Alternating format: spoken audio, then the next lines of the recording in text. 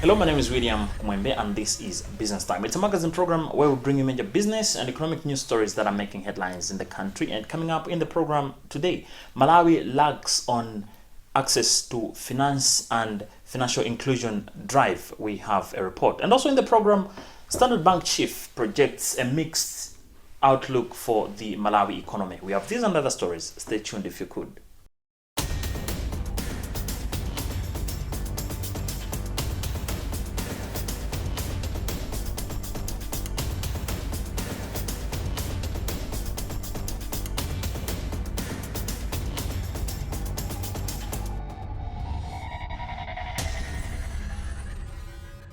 Hello and welcome. This is Business Time. In our main story in the program today, a recent study by the University of Malawi's Economics Department and the Reserve Bank of Malawi shows that access to finance remains one of the major challenges the country is facing. This is to a great extent affecting the financial inclusion drive championed by the Malawi government. The study showed that about 69% of the population is excluded financial-wise. What portrays the situation as it stands? This is a question our journalist Justin Kweo attempts in this report.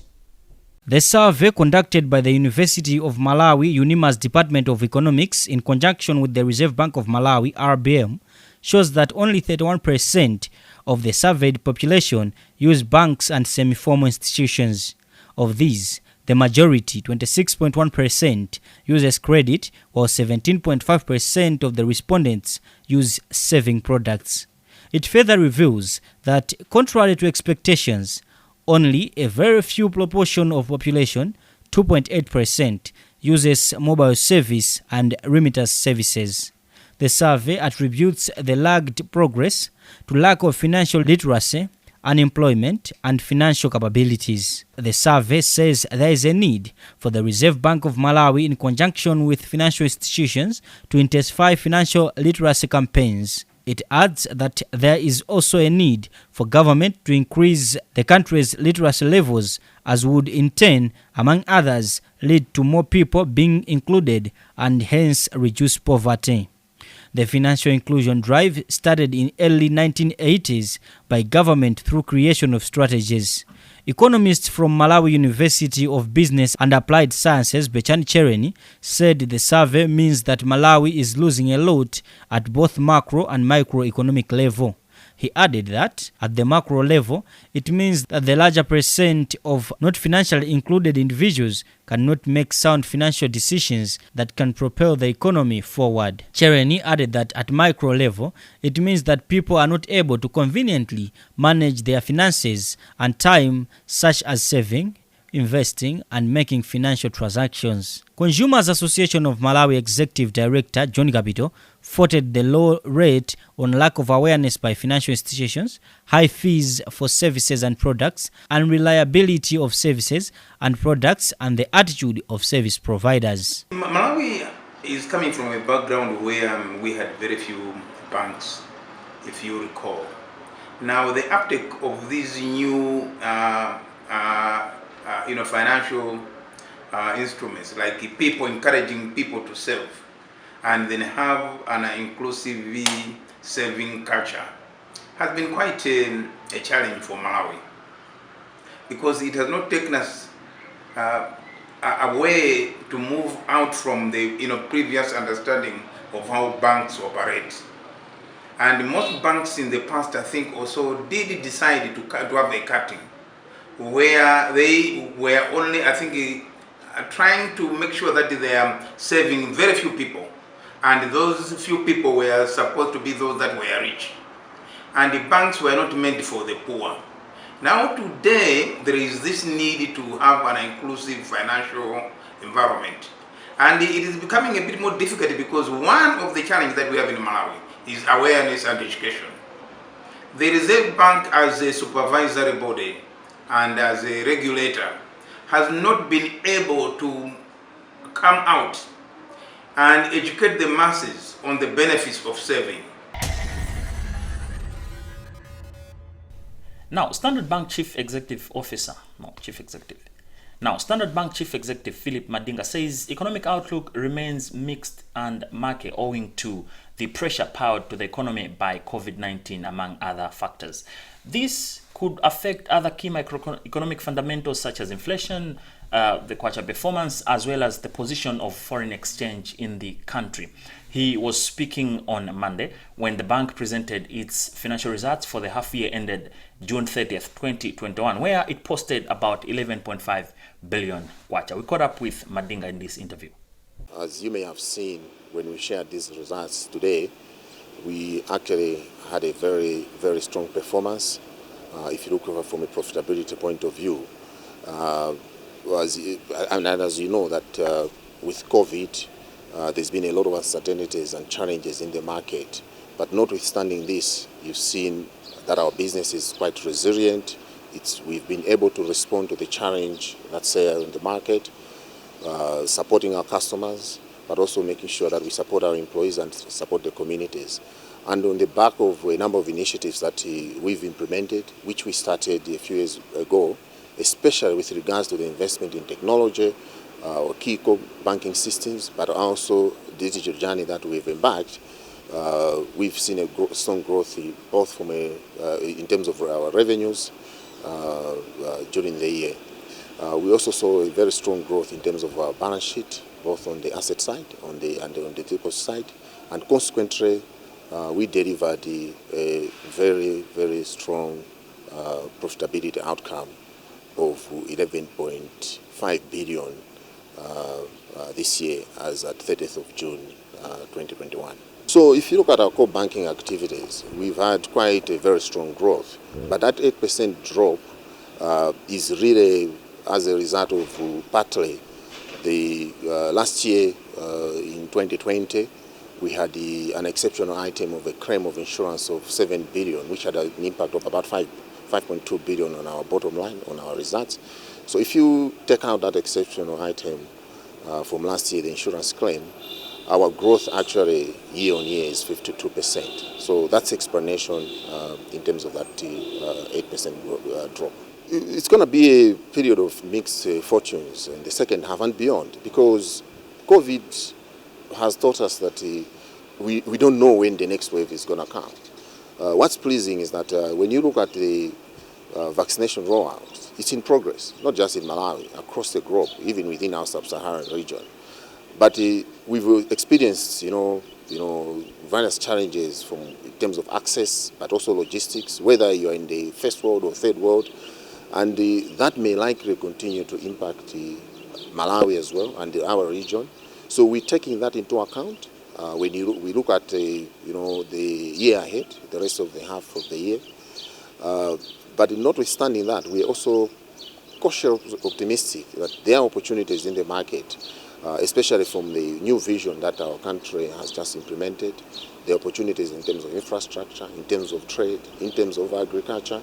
But the fact also that we have invested so much in our digital capabilities, which we've seen our customers embrace wholly, we believe that through our digital capabilities, we should be able to respond to some of these challenges, but also offer our customers alternatives in terms of how they can transact with us, how they can engage with us, and how they can actually meet their aspirations, rebuild, recover, but also support their communities. I don't have the exact number, but if you look at our IT costs to total costs, I mean, our numbers, we share them in detail. You're looking at above 20%. So our IT costs as a percentage of total costs are well above 20%.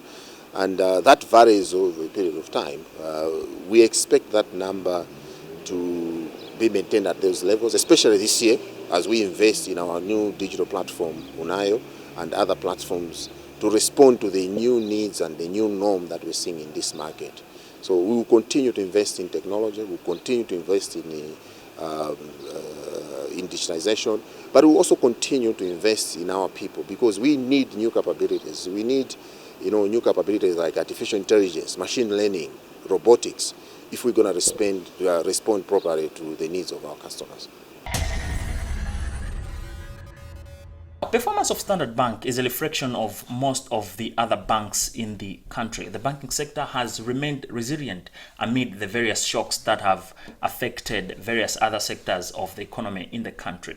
What explains the resilience of the sector? This is a question we posed to Emmanuel Chokani, who is Bridgepath Chief Executive. These are pretty good results considering the circumstances that are there. There's a slight dip in the overall profitability, but I think it's really, if you take out the one-off transaction, one-off impairment reversal last year, where they had a recovery, an insurance recovery of 7 billion overall, the performance has grown. You can also see it that they are pushing more into their loan book. Balance sheet is resilient. Profitability, taking off this one-off transaction, is on the upside. So overall, good strategies going forward. I think they have outlined what are the key challenges, the COVID issues, and how it impacts their performance, and also the economic situation. But I think they are pretty resilient overall from a performance perspective. And I believe that probably, let's see how the 12 months results to end of the year will come out. But overall, I think favorable results given the circumstances. I think you also need to take it into context of the economy of where we are moving from. We are now like third wave, but we've gone through the first wave, second wave, now third wave. If you look at economic growth projections, recovering from 2020 to 2021. So overall, from an economic point of view, things are now starting to look up. The challenges are still there in terms of COVID, third wave, currency issues. But I think people are now able to manage the COVID somehow still in challenging times. But at least there's a bit of a holding of where we are with what's there on the COVID front. So despite all these challenges, I think this also presents opportunities that despite maybe a slowdown in economic activity, there's a bit of a rebound that's going on. And for banks that are well positioned, like Standard Bank, I think they're taking full advantage of to now grow their loan portfolio, maybe going into a bit of retail space. The risks are still there, as they have outlined quite clearly. But overall, I think you will see the banks, pockets within the banking industry do well. If you're well capitalized, you've got a good customer base, you've got technology, business still has to move on, and that's how you then see that the country still needs to pay its employees still need to get salaries, business still needs to go on. And in that environment, you still find banks like Standard Bank, the national banks, who have their niche environment, which will continue to do well. It is an important sector for this sector to be resilient. If our banks start to go down, that's probably the end of the country. So we need a resilient banking industry. This is the gel that keeps the economy going. People need to get payments, people need to access loans, people need to know that their money is safe somewhere, and people need to do transactions, pay outside the country. So we need a resilient banking industry, and it was outlined quite clearly of the impact that these banks perform. And also, over the years, we've seen a lot of, from the numbers that we previously had in the banks, now we had probably 13, 14 banks, now going down to around 8 or 7 banks. That just shows that, there's opportunities there, but it's also a challenge to be a bank within this sector. So I think overall, it's an indication of if you're a strong bank, well capitalized, good management, you play in different sectors, there'll be challenges along the way where there'll be loans that might not perform. But overall, we need a strong banking industry for the recovery that this country needs to keep the engine of business going. And that's how an economy will continue to grow. And again, banks play an important role in that aspect.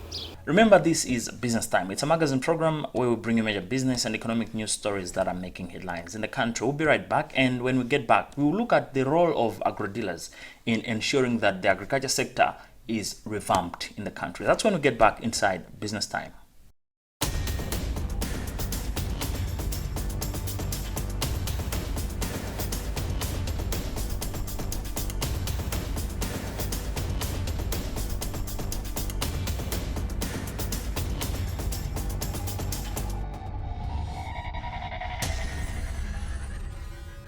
Welcome back. This is Business Time, a magazine program where we bring you major business and economic news stories that are making headlines in the country. Moving on with the program. Malawi remains an agrarian economy with 80% of the population heavily relying on the sector. However, a majority of them are subsistence farmers. And a key component in the sector is the agro-dealer part, who have been since aged to take a leading role in providing extension services if the sector is to move towards the right direction. We have the whole story in this report by Patience Lunda. AGRA is of the view that private sector needs to complement the public extension system, which is currently overstretched. In an interview, AGRA Associate Programs Officer MacLeod Kaila said his organization has embarked on capacity building of about 209 hub and retail agro-dealers in 11 districts of the country on provision of extension services to farmers. Kaila added that each targeted agro-dealer has employed a private extension worker, and this far they have managed to reach out to more than 100,000 individual farmers. So capacity this agro-dealer to where now he's been able to recruit someone specifically engaged specifically to work with the farmers, and he's been able to mobilize farmers in the community where farmers have been supported to form village savings and loans associations to where they are able to accumulate savings through which they can then use to buy these improved products and inputs from the agro-dealers. So AGRA is implementing the initiative in partnership with the African Fertilizer and Agribusiness Partnership, AFAP, with financial and technical support. On his part, Chikwendeni General Dealers Private Extension Officer Kelvin Pili said farmers are facing myriad challenges, and the initiative to employ private extension workers would go a long way in ensuring quality and bumper harvest. Is gathering more farmers which are receiving extension services from us. In such doing, we can say AGRA has contributed a lot because the same farmers we are working with are also becoming our customers. One of the beneficiaries, Loveness Kanyinji from Makosikazi village, which is under Mbawa Extension Planning Area in Mzimba District, said women farmers have been empowered through the initiative as they are also able to get loans from the agro-dealers, which in turn improves their farming. AGRA started its operations in Malawi in 2006, and its main focus is in improving seed and market development. Now, moving on to other business news stories. Innovation is seen by most as a way to go in as far as building tomorrow today is concerned, and ICT is the pinnacle of innovation. Our journalist Justin Mkweu has been speaking to some innovators of the country to find out what does Malawi need to do to ensure that innovation and ICT plays a pinnacle role in as far as economic development is concerned. Stories are told about the boy who harnessed the wind, the boy in Mulanje district who invented a radio, and another one who makes electricity from sewing machines. The country has many people such as these who have useful innovations but lack the right channels to uplift them for numerous reasons. As MAST Vice Chancellor Adres Malata explains, they, together with TVETA, want to fill that gap. This is about us working together on community innovation program, and I think the community innovation program is an important program for the country because we are targeting people from rural communities, also urban, but those who are not necessarily in the university corridors. The idea is that Malawi has talent, Malawi has innovators, but we need to make sure that whatever people are innovating should actually come into fruition, where the innovations can be used for development of the country, industrialization. And also, of course, we are making sure that there's protection of those people that have put their own innovations. At the end of the day, for the innovations to be of use in this nation, we have to focus on quality, perfection, and so the process requires that TVETA and ourselves as a University of Science and Technology will work together. So in the next years, we'll be working together to support these youths And we are also now saying let's not only have male youth, we should also have female youth. But also you will find that within the innovations will be people who are older, but they have innovations, they are struggling on their own, but we are there as a university to support them together with TVETA, making sure that they make a difference in this nation. National Planning Commission Director General Thomas Muntari praised the collaboration as the right path towards achieving the Malawi 2063 agenda. He added that for the country to be self-reliant, it needs industries which can emanate from such innovations. TVETA Acting Executive Director Modesto Gomani said the partnership augurs well with their quest to promote innovations in Malawi. This partnership aims at promoting creativity and innovation amongst Malawians. We have a lot of Malawian youth that are very creative and innovative, but their ideas are never developed beyond what they have, just because there is no a medium to promote their innovativeness and creativity. So this partnership will link what we have identified across the country in terms of innovation and the creativity, and link them up to the skills development programs that we promote as TVET Authority, but also link up the same with the Malawi University of Science and Technology, so that the science and technology development element of it is further developed. In the partnership, innovators will be applying to join the program, and once successful, they will get expertise from MAST and TVETA.